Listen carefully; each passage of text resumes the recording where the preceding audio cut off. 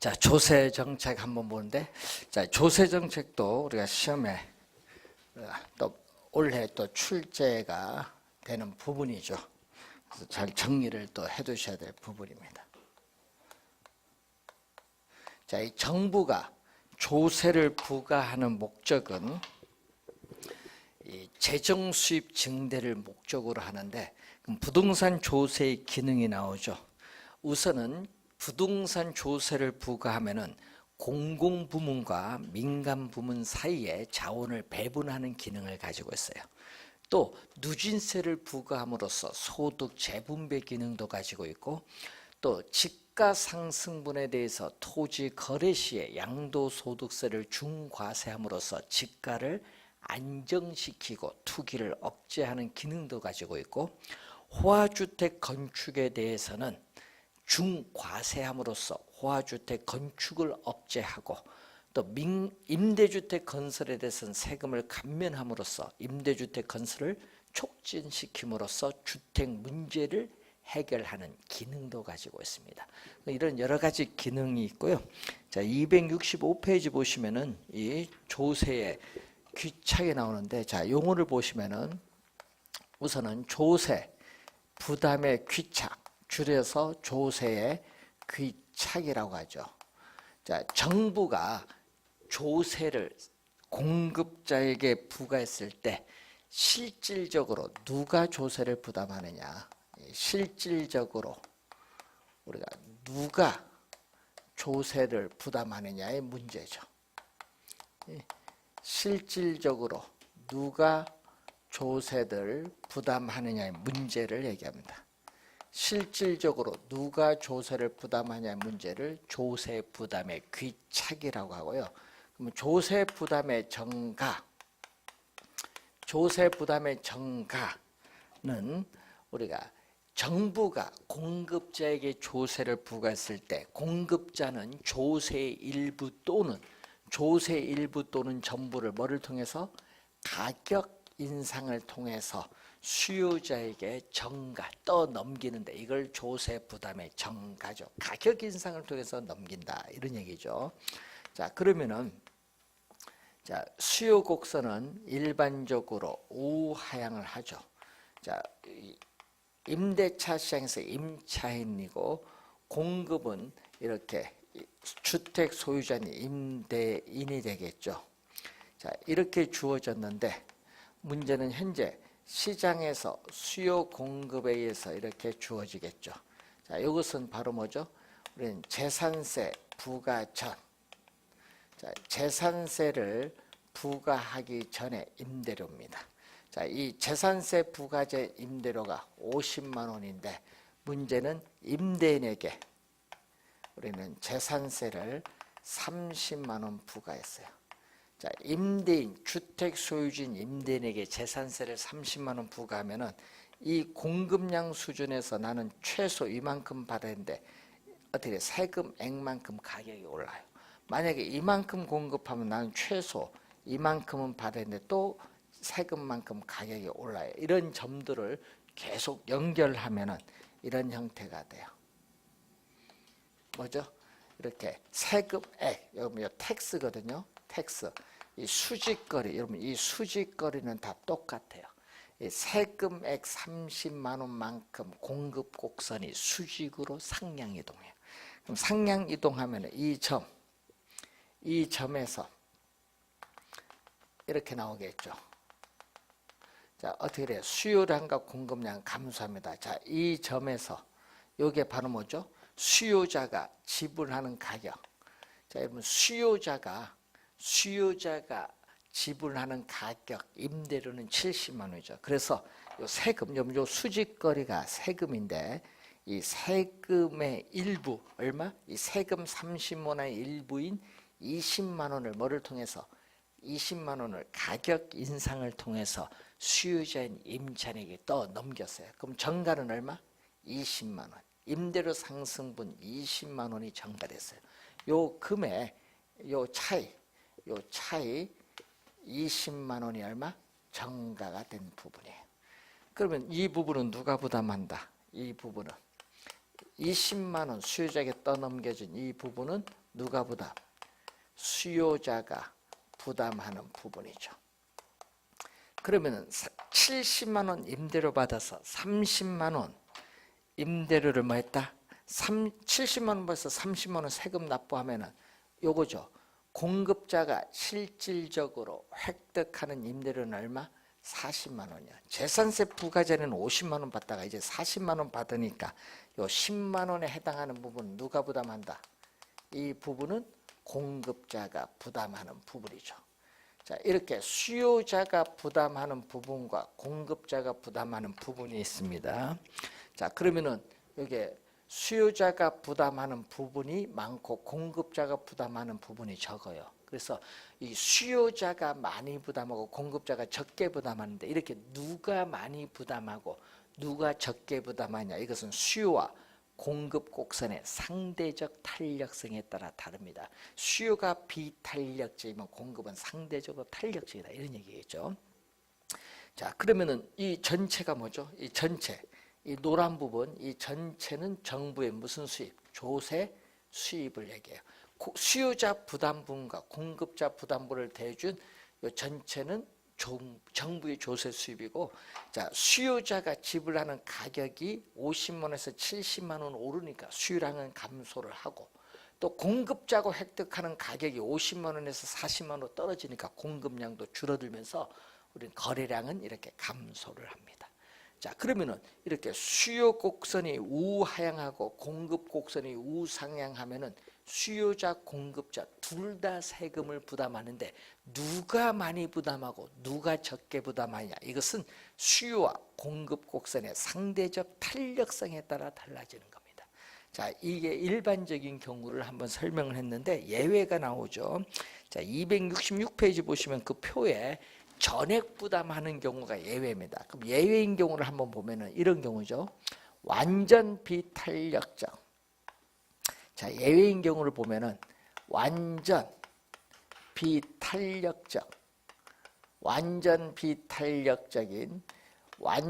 비탄력적인 공급 곡선이 주어졌다. 자, 공급이 이렇게 고정이 되었거든요. 그러면 공급자에게 조세를 부과하면은 세금액만큼 공급 곡선이 수직으로 상향 이동이 안 돼. 왜? 공급이 고정돼서 변화가 없거든요. 그럼 요 가격은 변화가 없거든요. 그래서 공급 곡선이 수직으로 상향 이동할 수 없어요. 공급이 고정돼서. 그래서 이럴 때 이 가격은, 균형 가격은 불변입니다.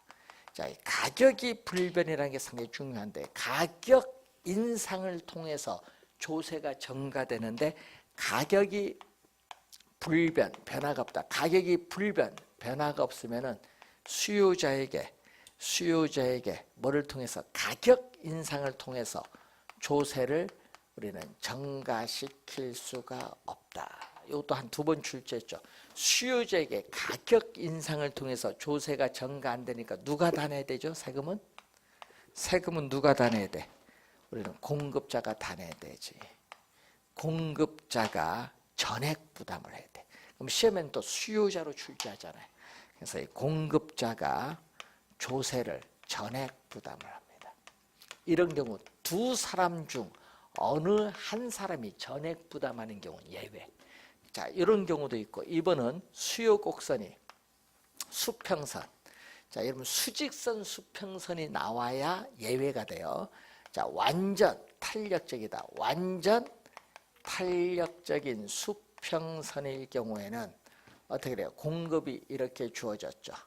자, 이렇게 주어졌을 때 우리는 또 공급자에게 세금을 부과하면 세금액만큼 공급 곡선이 수직으로 상향 이동하죠. 또 새로운 균형점에서 또 가격이 변화가 없기 때문에 수요자에게 조세를 증가시킬 수 없어서 공급자가 조세를 전액 부담하는 경우 예외죠.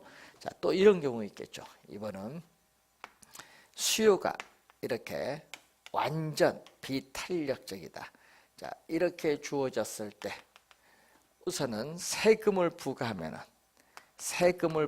세금액만큼 공급 곡선이 수직으로 상향 이동하는데 새로운 균형점에서 이 세금, 수직거리가 세금인데 이 세금 전부가 가격 인상을 통해서 수요자에게 100% 전가됐어요.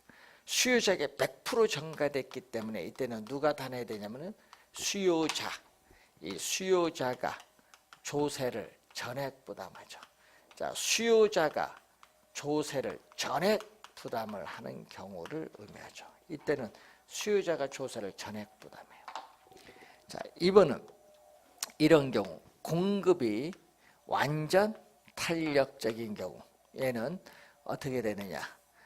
자, 여러분 세금을 이렇게 부과하면 세금액만큼 또 공급 곡선이 수직으로 상향 이동하는데 이 세금 전부가 또 뭐를 통해서 이렇게 가격 인상을 통해서 수요자에게 또 100% 전가돼요. 수요자가 조세를 전액 부담하는 경우. 자, 이 경우 네 가지가 예외인데 그 중에서도 이 지문이 가끔 시험에 2번 정도 출제된 지문이 되겠습니다. 자, 그리고 266페이지에 거기에 보시면은 이 니은과 디귿, 니을을 이제 설명을 하는데, 자, 한번 볼까요? 신규 주택. 자, 신규 주택에 대한 공급 곡선은 비탄력적. 왜 그럴까요? 여러분, 도시 내에서 택지를 조성해서 신규 주택을 공급하는 데는 법적 제한이 많아요. 법적 제한이 많기 때문에 공급이 어려워요. 그래서 비탄력적. 그래서 신규 주택은 우리는 고소득층, 고소득층이 소비하는 주택이 신규 주택, 신규 주택. 자, 그러면 수요는 상대적으로 이렇게 완만한 탄력적. 우리는 공급이 비탄력적이면 수요는 상대적으로 탄력적이다. 자, 그러면 수요와 공급이 만나는 점에서 이렇게 균형이 형성이 되죠. 자, 그런데 오래된 주택은 어떻게 돼요? 오래된 주택은 우리는 이미 주택이 지어져 있기 때문에 팔려고 내놓는데 아무런 법적 제한이 없어요. 그래서 낡고 노화된 오래된 이 중고주택은 누가 소비해? 오래되니까 저소득층이 우리가 소비하는 주택으로서 법적 제약, 오래된 주택은 공급하는데 법적 제한이 없기 때문에 탄력적이죠. 그럼 탄력적이면 수요는 상대적으로 뭐다? 비탄력적. 자, 이렇게 주어졌어요. 자, 요 상황에서 신규 주택과 오래된 주택에 동일한 세금을 부과한다. 이렇게 동일한 세금을 부과를 해요. 자, 신규 주택과 오래된 주택에 동일한 이렇게 세금을 부과합니다. 그럼 신규 주택과 오래된 주택에 동일한 세금을 부과하면은 자, 새로운 균형점이죠. 요 점이 새로운 균형점에서 가격은 이만큼 오르죠. 그리고 거래량은 이만큼 감소하죠. 또 여기서는 가격은 많이 오르고 거래량은 이렇게 감소합니다. 이렇게 수요 곡선이 우하향하고 공급 곡선이 우상향하면요, 거래량은 감소하고 가격은 올라요. 지금. 자, 그런데 문제는 여기서 가격 상승분이 적다는 거죠. 이 부분, 이 빨간 부분은 누가 부담한다? 빨간 부분은 수요자가 조세를 부담하는 부분. 예, 가격 인상을 통해서 수요자에게 전가됐죠. 그래서 이 빨간 부분은 가격 인상을 통해서 수요자에게 전가되는 부분입니다. 이때 요 금액이 뭐야? 수직거리가 요 금액이 뭐? 세금이지. 세금인데 요걸 받아서 이제 세금을 납부합니다. 세금을 납부하면은 요게 바로 뭐가 돼? 공급자고 획득하는 가격이기 때문에 요거 누가 부담? 파란 부분은 누가 부담하죠? 공급자가 부담하는 부분이죠. 그럼 또 요 파란 부분, 이 파란 부분도 공급자가 요거 부담하는 이 부분이죠. 자, 그러면은 이렇게 보면요, 신규 주택과 오래된 주택에 동일한 세금을 부과하면은 신규 주택 소비자인 고소득층은 세금을 적게 부담하고 오래된 주택 소비자인 저소득층은 이렇게 세금을 많이 부담하는 결과를 초래해요. 이걸 맨 밑에 보니까 그 네 번째 역진세라고 해요. 역진세적인 성격이 나타나요. 그렇기 때문에 저소득층이 오히려 세금을 더 많이 부담하는 게 역진세인데, 그래서 역진세를 방지하기 위해서는 신규 주택에는 높은 세율을, 오래된 주택을 낮은 세율을 적용하면서 역진세를 방지를 해야 됩니다. 역진세라는 걸 주의해 두시고, 자, 수요가 탄력적일 때는 수요자가 어떻게 돼요? 이 수요자가 공급자보다 세금 부담을 적게 하기 때문에 유리해요. 자, 또 공급이 탄력적일 때는 공급자가 수요자보다 세금 적게 부담하기 때문에 공급자가 유리해요. 자, 이 두 개를 묶으면 결론이 뭐죠? 결론이 탄력적일수록 유리하다. 그래서 암기는 이렇게 하면 돼요. 탄유. 탄력적일수록 유리하다. 그럼 수요가 탄력적이면 수요자가 세금 부담을 적게 하기 때문에 유리하고, 공급이 탄력적이면 공급자가 세금 부담을 적게 하기 때문에 유리하다. 그럼 반대로 뭐죠? 수요가 탄력적이면 공급은 상대적으로 비탄력적이다. 이렇게 생각하면 돼요. 탄유 암기하면 그림을 안 그려도 쉽게 이제 지문에 나오면 맞출 수 있어요. 4번 출제했죠. 좀 주의해 두셔야 될 부분이죠. 자, 266페이지 맨 밑에 보시면은 정부가 주택 가격이 급등하고 있어요. 정부가 주택 가격이 급등하고 있을 때 우리는 양도소득세를 주택 가격을 안정시킬 목적으로 양도소득세를 중과세를 했어요. 그럼 주택 소유자는 어떻게 돼요? 주택 소유자는 주택을 처분하면 세금을 많이 내야 되니까 처분을 하려고 하지 않죠. 팔려고 내놓은 주택도 걷어들여요. 그러다 보니까 주택 공급은 뭐한다? 줄어든다. 주택 공급은 뭐한다? 감소하죠. 주택 공급이 감소하는 주택 공급에 있어서의 뭐가 발생하냐? 동결 효과가 발생한다. 주택 공급이 줄어든다는 주택 공급의 동결 효과가 발생해요. 그래서 이 주택 공급의 동결 효과 시험에 3번 출제했거든요. 그래서 주택 가격이 오히려 우리는 상승할 수도 있다. 주택 가격이 오히려 상승할 수도 있다. 이 지문이 중요하죠. 이 지문이 중요한 지문이거든요. 좀 주의를 우선 해두셔야 될 부분이 되겠고, 자, 267페이지 위에서 4번째, 요것도 2번 정답 지문 물었어요. 25회 시험에도 정답 지문 물었거든요. 토지 이용을 특정 방향으로 유도하기 위해 토지 보유세를 부과할 때는 토지 용도에 따라 세금을 달리 부과. 밑줄은 토지 용도에 따라 세금을 달리 부과. 이게 포인트인데 시험에는요, 토지 용도에 관계없이 동일한 세금을 부과해야 한다. 이렇게 출제했거든요. 주의 좀 해두시고, 자, 그리고 또 헨리 조지가 나오죠. 거기 보시면은 우리가 4번, 5번 지문에 헨리 조지의 사상이 나와요. 자, 이 헨리 조지는 진보와 빈곤. 자, 헨리 이 조지는 이 진보와 빈곤이라는 저서가 있어요. 이 진보와 빈곤이라는 저서를 통해서 2가지를 우선 주장, 여기 교재에 나온 게 2가지인데, 자, 토지에서 나오는 지대의 수입에 대해서 100% 세금으로 징수한다. 징세를 한다면은 이 지대의 수입 자체만으로, 이 토지세 수입만으로 정부의 재정 지출을 충당할 수 있기 때문에 토지세 이외의 모든 조세는 철폐하자 주장을 해요. 그게 바로 뭐죠? 토지 단일세를 주장해요. 토지 단일세, 하나의 싱글 텍스, 단일세 하나의 세금만 주장을 하게 돼요.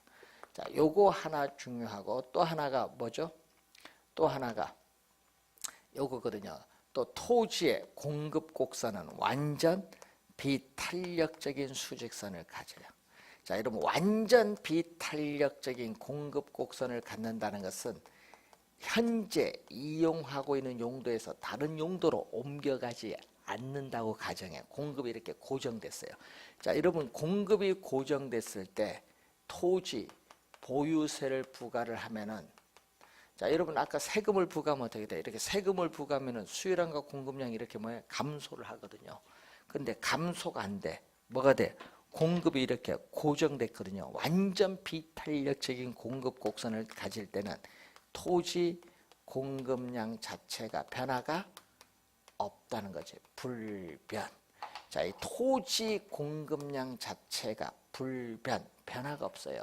토지 공급량이 변화가 없기 때문에 우선 자원 배분의 왜곡을 초래하지 않는다. 이 자원, 우리가 배분에 있어서의 왜곡을 초래하지 않는다 이거죠. 그럴 때 이 세금을 우리는 뭐라고 하냐? 효율적 세금이라고 해요.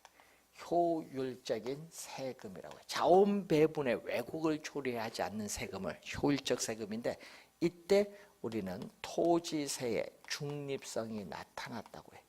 우리는 또 토지세의 중립성이 나타났다고 얘기를 합니다. 자원 배분의 왜곡을 초래하지 할 때 토지세의 중립성이 발생한 겁니다. 자, 이 두 지문을 또 시험에 자주 출제가 되고 있는 지문입니다. 자, 이렇게 해서 조세 정책은 그래서 한 문제가 우선 출제가 된다는 것을 염두에 두시면 되겠고, 자, 여러분 교재에 있어서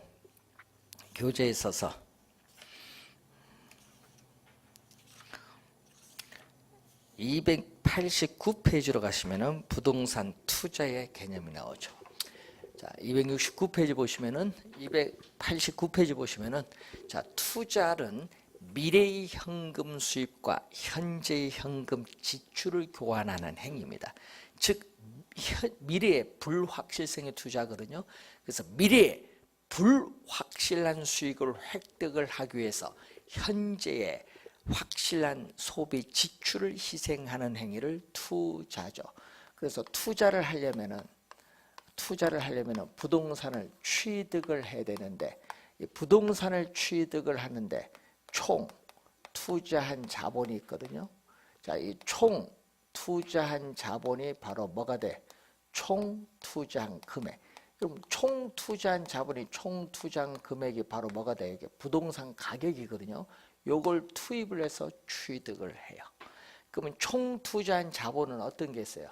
그러면 총 투자한 자본, 총 투자한 금액은 내 돈. 내 돈을 뭐라고 한다? 자기 자본.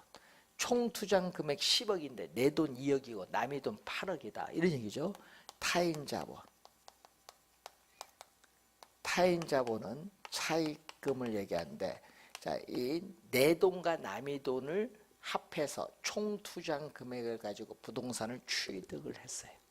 자, 그런데 이때 타인 자본은 두 가지가 있거든요. 타인 자본은 두 가지. 하나는 이자가 있는 타인 자본. 자, 이자가 있는 타인 자본이 있고 이자가 없는 타인 자본이 있어요. 자, 이자가 없는 타인 자본 대표적인 게 뭔지 아세요? 전세금, 보증금. 그럼 전세금이나 보증금은 계약이 끝나면은 전세금, 보증금만 줘요. 이자는 없어요. 그런데 이자가 있는 타인 자본은 금융기관에 뭐 대출금인데, 대출금은 이자를 줘야겠죠. 이 대출금을 우리는 전문용어로 또 저당 투자액이라고 해요. 대출금을 저당 투자액이라고 하고, 자기 자본은 뭐라고 하느냐? 여러분, 자기 자본을 지분 또는 지분 투자액이라고 합니다. 예? 나중에 문제 나오면 다 같은 말입니다. 자기 자본을 지분 또는 지분 투자액, 이자가 있는 타인 자본을 대출금, 대출금을 저당 투자액이라고 하죠. 자, 그럼 취득을 하게 되면 뭐가 돼? 보유 기간 동안에 부동산을 뭐 한다? 운영을 해서 일정 기간이 지나면 처분을 하는데, 자, 보유 기간 동안에 운영했을 때 뭐가 발생한다? 임대료 수입이 발생하는데, 우리 임대료 계산을 할 때는 연간 계산을 합니다. 그래서 보유는 1년 이상 보유를 해야 돼. 그래서 투자는 1년 이상 보유를 해야 돼요. 임대료 수입이 발생을 해야 되니까. 그래서 임대료 수입을 우린 전문용어로 소득이득이라고 해. 보유 기간 동안의 임대료 수입이 소득이익이고, 처분 시에는 뭐가 발생하죠? 처분 가격과 취득 가격의 차이. 여러분, 처분 가격과 취득 가격의 차이를 뭐죠? 부동산 가격 상승에 따른 이득이에요. 이런 부동산 가격 상승에 따른 이득을 뭐라고 하죠?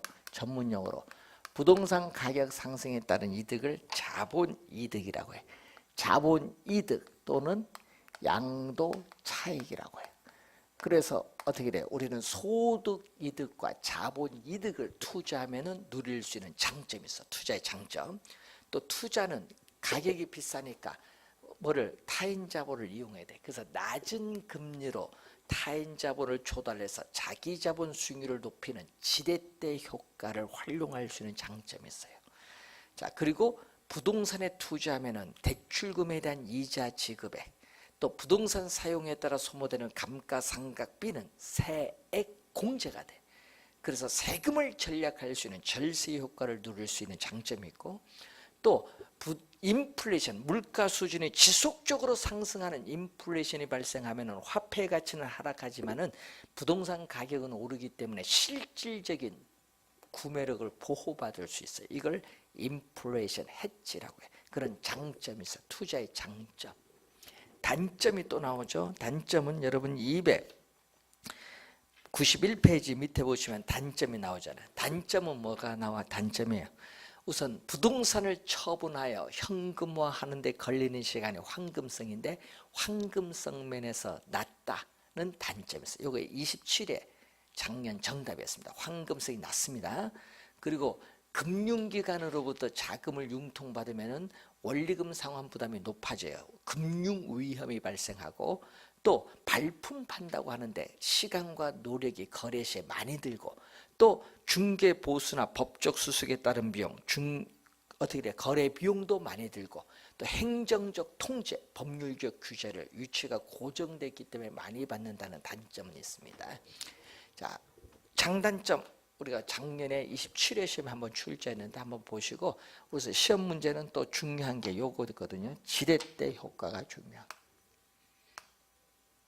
이 지렛대 효과가 또 여러분이 올해 시험에 또 중요하죠. 여러분 지렛대인데 여러분 무거운 물건을 들어올릴 때 지렛을 이용하면 쉽게 들어올릴 수 있듯이 지렛가 레버거든요. 부동산 가격도 고가의 상품이기 때문에 낮은 금리로 타인 자본을 조달해서 부동산을 쉽게 취득할 수 있거든요. 이게 지렛대 효과입니다. 그래서 지렛대 효과는 반드시 뭐를 이용해야 돼? 타인 자본을 이용해야 돼. 타인 자본을 반드시 이용을 해야 돼. 타인 자본. 타인 자본을 이용을 해야 뭐가 발생하는 거예요? 지렛대 효과가 발생하는데 문제는 타인 자본을 이용을 하면 부채 비율이 변화를 해요. 그러니까 여러분 총 투자한 자본, 여러분 이 총 투자한 자본에 타인 자본을 얼마나 이용하냐에 따라 자기 자본 투입 금액이 달라지거든요. 그래서 부채 비율은 이 타인 자본을 얼마 이용하냐에 따라서 자기 자본이 달라져요. 이 자기 자본에 대한 타인 자본의 비율이 부채 비율인데 타인 자본 이용에 따라 부채 비율이 변화를 해요. 그럼 부채 비율이 변하면 이제 뭐에 영향 주냐? 이 부채 비율의 변화를 통해서 지분 수익률에 미치는 효과를 우리는 바로 지렛대 효과다. 이 지분 수익률에 미치는 효과. 이 지분 수익률은 투자한 자기 자본. 자, 투자한 자기 자본을 뭐라고 하죠? 지분. 투자한 자기 자본을 지분이에요. 그래서 이 지분에 대한 대가. 자, 여러분 지분에 대한 대가를 지분 수익이라고 하는데 이 지분 수익으로서 우리 뭐를 이용하냐? 세전 현금 수지를 이용해. 세전 현금 수지.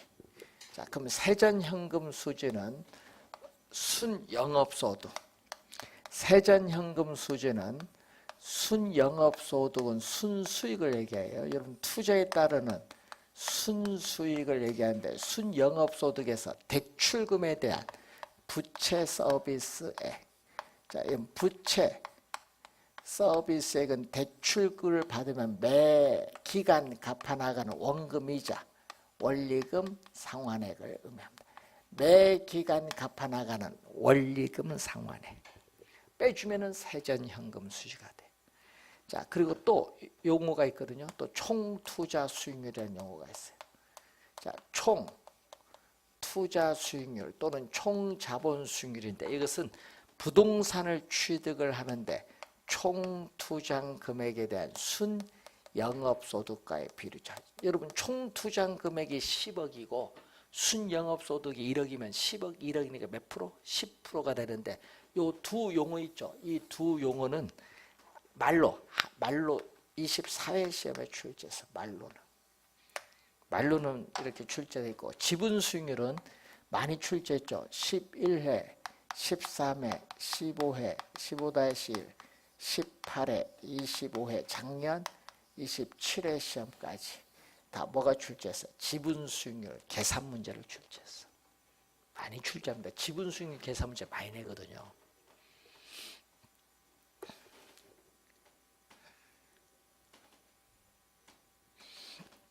자, 그러면은 이 지분 수익률 계산 문제가 또 많이 출제를 하는데, 자, 여러분 교재에 있어서 우리가 거기에 1번 292페이지에 1번 한번 보겠습니다. 자, 거기 보시면은 자, 부동산 투자에 따르는 1년간 자기자본 수익률. 자기자본은 지분입니다. 자, 거기 보면 투자 부동산 가격은 얼마? 3억 원. 총 투자 금액 3억이고요. 금융기관 대출은 2억 받고 내 돈은 1억입니다. 대출 조건을 보면 대출기간 1년이고 대출이자율 연 6%, 대출기간 1년 만료 시에 원금과 이자는 일시상환한다. 여러분 이자 지급과 원금은 일시상환한다는 것은요.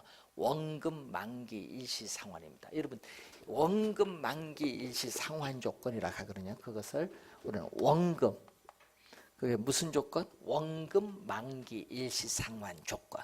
원금 만기 일시상환 조건은 대출금은 전액 어떻게 돼요? 만기에 갚고 이자만 갚는 건데 거기에 1년간 순영업이익은 2천만 원, 1년간 부동산 가격 상승률은 0%죠. 자, 그럼 한번 계산합니다. 자기자본 얼마? 투자한 자기자본 얼마 나왔죠? 1억. 그럼 순영업소득 1년간 순영업소득 얼마? 2천만 원 나왔어요. 2천만 원인데 뭐를 빼야 돼? 여러분이 대출은 얼마 받았다? 2억 원 받았는데 문제는 아까 무슨 상환? 여러분 여기 보니까 원리금 상환액을 빼는데 아까 무슨 상환? 원금 만기 일시 상환 조건은 대출금은 만기 전액 갚아. 뭐만 갚으면 돼? 이자. 그럼 여기서는 이자만 계산을 하면 돼. 이자가 몇 프로? 6%야. 6% 하면 2억에 6% 1,200만 원이거든요. 그런데 또 뭐가 없다? 우리는 여기다가 더하기. 부동산 가격 총 투자 금액 3억 원인데 부동산 가격 상승률은 0% 곱해봐야 0이니까 관계없고. 그러면 여기서 2천만 원에서 얼마를 빼야 된다? 2천만 원에서 얼마를 빼야 돼? 1,200만 원 빼니까 얼마? 800만 원 곱하기 100을 해주니까 몇 프로? 퍼센트로 가니까 100을 곱해준 거죠? 8% 이렇게 나오는 거죠. 이런 유형의 문제가 시험에 내는 거예요. 이런 문제가 벌써 한 5번 출제했어. 그러니까 수식만 잘 들어가주면 돼요. 뭐 어려운 문제는 아닌데 여기에 수식만 잘 들어가서 숫자만 잘 들어가서 계산하면 돼요. 자, 그런 문제를 출제를 한 거죠. 자, 그래서 이 타인 자본을 잘 이용을 해야 되는데 그래서 이 지렛대 효과는 두 가지가 있어요. 수익금, 금의 이 수익금 지렛대 효과와 수익률 지렛대 효과 두 가지가 있습니다. 자, 수익금 지렛대 효과와 수익률 지렛대 효과가 있죠. 자, 수익금 지렛대 효과는 이건 전세금 안고 주택을 매입을 하는 경우. 자, 전세금을 안고 주택을 매입을 하는데 이 전세금이 금융기관의 융자를 받은 것과 똑같은 효과를 주거든요. 자, 전세금을 안고 주택을 매입하는 경우. 자, 예를 들어서 이런 경우 있죠. 아파트 가격이 있어요. 자, 전세금이 있고, 자, 여러분 금융기관에 융자는 없다고 가정을 합니다. 아파트 가격이 3억 원인데 전세는 2억. 그럼 내 돈 1억 주고 2015년에 샀는데 2017년에 왔더니 아파트 가격이 4억으로 올랐어요. 근데 전세금 2억은 변화가 없어요. 전세금은 2년 동안 변화가 없는 거지. 근데 그럼 내 돈은 사기 수익 빼니까 얼마? 2억이 되니까 자기 자본이 얼마? 아파트 가격 상승에 따라서 내 돈, 자기 자본이 1억 증가했어요. 그러니까 이건 아파트 잘 샀죠. 예? 잘 샀잖아요. 자기 집 1억에서 2억 플러스 나왔으니까. 그래서 그거는 플러스 수익금 지렛대. 금액 갖고 따잖아요. 플러스 수익금 지렛대 효과. 전세금 안고 주택 잘 샀다 이겁니다. 과거 우리나라에서 많이 행했던 재산 증식의 수단이지. 자, 그럼 수익률 지렛대 효과는 세 가지가 있죠. 정, 플러스의 지렛대 효과. 이 중립적 지렛대 효과. 마이너스 부의 지렛대 효과. 자, 우선은 우리 11회 시험, 14회 시험에 출제를 했고 20회, 27회 작년에 또 출제를 했었죠. 자, 우선 정의 지렛대 효과를 보면은 우선 지분 수익률 있고 이 종합 수익률인데 이 종합 수익률을 총 투자 수익률 또는 총 자본 수익률이라고 해요. 여러분 종합 수익률을 총 투자 수익률, 총 자본 수익률하고 이 저당 수익률은 금융기관의 대출 이자율입니다. 자, 저당 수익률은 금융기관의 대출 이자율을 얘기하는데 여러분 이렇게 낮은 대출 금리를 통해서 조달했더니 자기 자본 수익률이 더 높았다. 그럼 투자 잘했죠. 정의 지렛대 효과가 투자의 장점이에요. 여기에 서로 같으면은 어떻게 돼요? 이자와 수익률이 같으면 이거는 뭐 융자율이 똑같으니까 중립적. 근데 이렇게 되면은 이자 갚기도 수익률이 낮아서 부족하죠. 손해를 보는 거. 이건 투자 잘못한 거지. 자, 요 관련된 것을 우리가 두 번 또 출제를 했죠. 그래서 지렛대 효과는 우리가 11회도 났지만 12회 시험에도 우리가 또 출제를 했었죠. 12회, 16회 시험 뭐 이렇게 해서 많이 출제합니다. 12회 시험도 나오고 그리고 또 최근에 보시면은 우리가 16회, 뭐 17회 시험, 24회 그리고 26회 시험에 나오는 건 요걸 출제했잖아요. 뭐 대부 비율. 대부 비율을 우리는 뭐라고 하냐? LTV 약어로 대부 비율을 뉴스 신문에는 담보 인정 비율로 많이 나오는데 이 부동산 가격에 대한 뭐가 차지하는 비율? 대출금이 차지하는 비율이죠. 자, 그럼 대부 비율이 높다. 그럼 부동산 가격에 대한 부동산 가격 10억에서 대출금이 뭐 7억, 8억 이렇게 많아진다는 얘기인데 대출금이 많아지면요. 우선은 자, 이 지문도 시험에 두 번 출제했었죠. 투자의 지렛대 효과 커져요. 투자의 지렛대 효과가 커지고 자, 이 지문 또 세 번 출제했어요. 또 원리금 여러분이 작년에도 출제했고 12회도 출제를 하고 또 우리가 18회도 출제하고 원리금 상환부담 대출금이 많아지면은 원리금 상환부담이 어떻게 돼요? 이전보다 더 높아지지. 원리금 상환부담이 높아지면은 원리금을 제때 못 갚는 것을 채무 불이행인데 이 채무 불이행 가능성이 커지면서 금융기관으로부터 자금을 융통받는 게 금융이죠. 이 금융상의 위험도 점점 높아진다. 금융상의 위험이 높아지는 거예요. 자, 그런데 만약 전액 자기 자본으로 투자하면 어떻게 돼요? 여러분 타인 자본을 이용하지 않고 전액 자기 자본으로 투자하면 전액 자기 자본으로 투자를 한다. 뭐를 이용하지 않았다? 타인 자본을 이용하지 않고 전액 자기 자본으로 투자하면요. 우선은 이 지분 수익률과 종합 수익률은 항상 같아요. 전액 자기 자본으로 투자하면은 지분 수익률과 종합 수익률은 항상 같게 돼요. 네? 같게 되는데 전액 자기 자본으로 투자하면 지렛대 효과는 발생하지 않아요. 여러분 지렛대 효과는 타인 자본을 이용할 때만 발생하는데 타인 자본을 이용하지 않으면 지렛대 효과는 발생하지 않고 또 금융기관으로부터 자금을 융통받음으로써 생기는 위험도 존재하지 않습니다. 예? 그래서 전액 자기 자본으로 투자하면 지렛대 효과는 발생하지 않고 금융상 위험도 나타나지 않는다라는 거 잘 기억을 해 두셔야 될 부분이 되겠죠.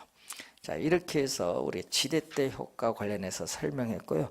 우리가 잠시 쉬고 294페이지의 화폐 시간 가치에 대해서 살펴보도록 하겠습니다.